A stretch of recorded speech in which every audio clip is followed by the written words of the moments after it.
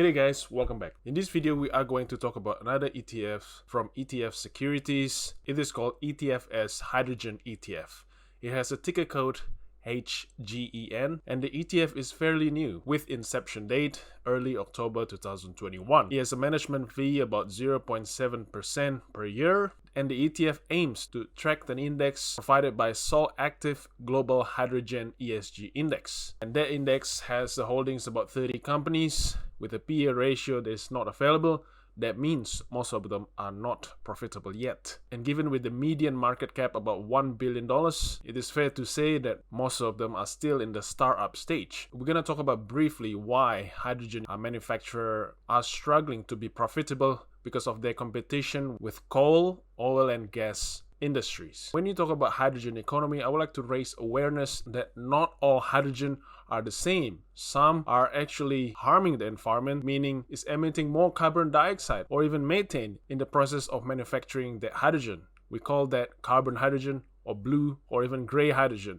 What we really want is the green hydrogen. This ETF will be exposed with some risk of foreign exchange because it invests in at least 5 different countries such as United Kingdom, United States, South Korea. As you know, hydrogen technology is not new. It's been around for decades. One company that is profitable in this ETF is Air Product and Chemicals, an American company that supplies hydrogen for NASA for the Space Shuttle project. You can see hydrogen is contained in the orange tank on the left. Unfortunately, the hydrogen produced from APC is still carbon hydrogen, meaning in the process of making the hydrogen is still emitting a lot of carbon dioxide. However, that is the most profitable way to make hydrogen as of today in 2021. APC has a market cap of 66 billion US dollars and the earnings is about 1.5 to 2 billion dollars. I would like to thank Hannah for recommending us to looking into this ETF. Thank you, Hannah. ETF has shown this graph how Sol Active Hydrogen Index perform against MSCI Morgan Stanley World Index, and you can see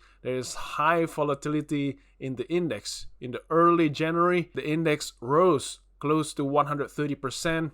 In a matter of months, it has dropped at about negative 90%. So we're going to ask the question, how is that possible? And obviously, we're going to look at the top holdings they have, such as Plug Power, Ballard, ITM Power. So in this video, we're going to talk about 3 main things. First, what caused the drop in the index in the early 2021. Next, we're going to review the top holdings in the ETF, whether they're profitable or not. And lastly, what are the challenges in the hydrogen and fuel cell industry? Because like I said before, the technology is not new. It's been around for decades and they are being used to this day to refine crude oil in the refineries. Without further ado, let's get into it.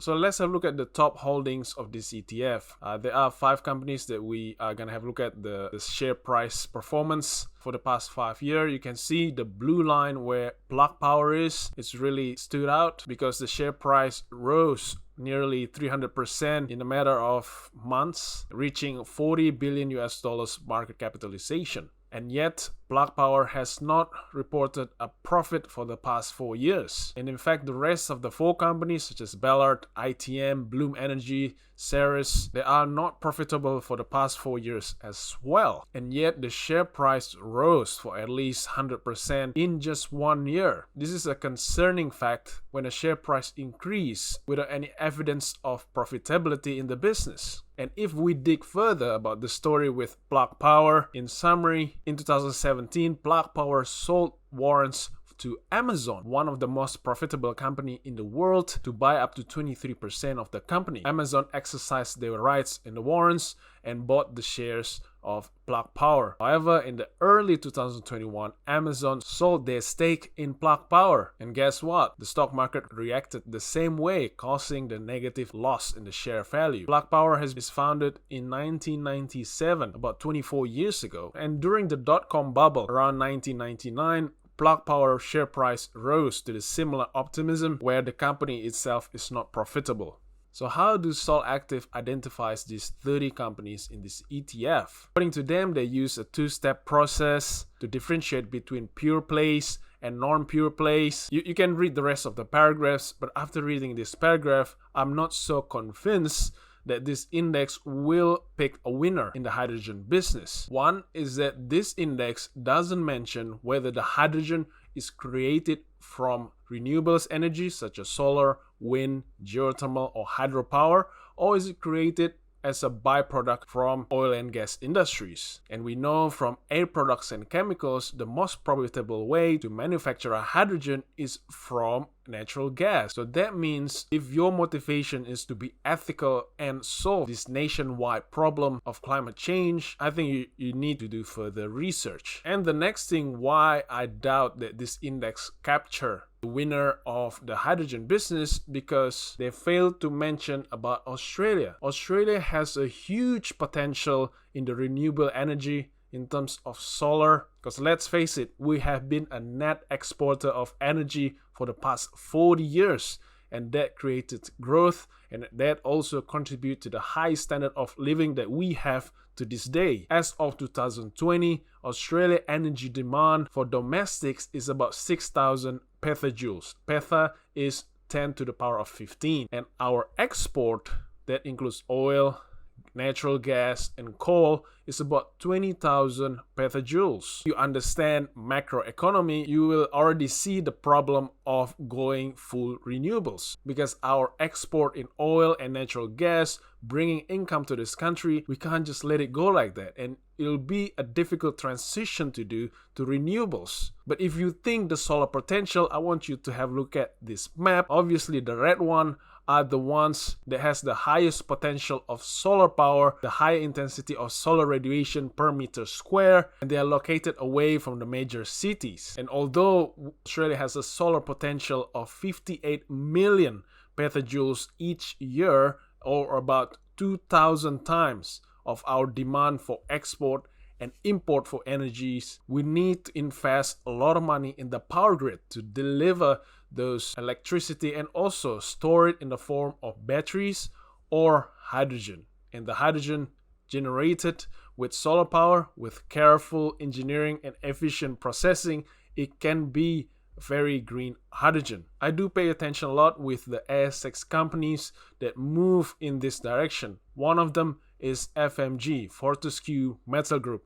They have a subsidiary called FFI, Fortescue Future Industry. I suggest you have a look about it further, or even listen to the lecture by Andrew Forrest, Twiggy. The vision is great to create green iron ore, and that will sustain Australian economic growth for at least the next 100 years. Disclaimer, this is not an invitation to purchase FMG shares. And the good thing with FMG is that they are a profitable company, highly ethical, they are against slavery, and they can make this hydrogen economy profitable because they have plenty of cash to spend on. And yet, Sol Active Index failed to capture a company like FMG just because at this stage they are still developing a train system to run on ammonia so that it's not polluting using the diesel or any hydrocarbons. By now, I think you should start sensing that the problem is, in order for the green hydrogen economy to be profitable, the oil and gas giants need to reduce their profit. The names such as Exxon, Total, or even Woodside, and that is not an easy thing to do. But I do sincerely believe the moves will involve high initial investments, such as what FMG did with the electrolyzer plant that they're building in Gladstone, Queensland, with a capacity of 2 gigawatts per year, which they hoping the construction began in 2022 and production early 2023. And that project costs nearly $650 million. But in my opinion, picking a winner, most profitable company in the hydrogen economy is difficult. And I believe buying an index, just blindly picking them just because they are in the news or they're still a startup, hoping that they will be profitable in this industry, I think it's a mistake. I mean, look at Plug Power. They have been around for 24 years and they still are not profitable, although they make a lot of joint project with other companies. So that means a company can have a great product and still not profitable. So you have to be careful of things like that. So in conclusion, it is difficult to value this ETF because of the unprofitability of most of the companies. The volatility will be wild, very wild, to be honest. Just like my opinion for all thematic ETF is enjoy it while it lasts. Enjoy it while it's going up or profitable to you. And we already mentioned that hydrogen focused company can win and be profitable, but it is a long road with a lot of challenges. It may or may not work. The demand might not be out there. And if you think about opportunity cost and profitability compared to coal, oil and gas, obviously hydrogen is not profitable. And I do sincerely believe the move needs to involve large industrialists such as steel production, construction, cement, transport, how we fuel our trucks and airplanes, and also the food production to switch to green hydrogen. Not gray, not blue hydrogen. In my opinion, FMG has done really well in setting the example by running their trains that pick up the iron ore with green energy. And then they develop solar power to capture the vast potential of renewable energy in Australia. And I believe Australia can become a net exporter of green renewable energy in the form of hydrogen. Thank you so much for watching. Thank you, Hannah, and I'll see you in the next video.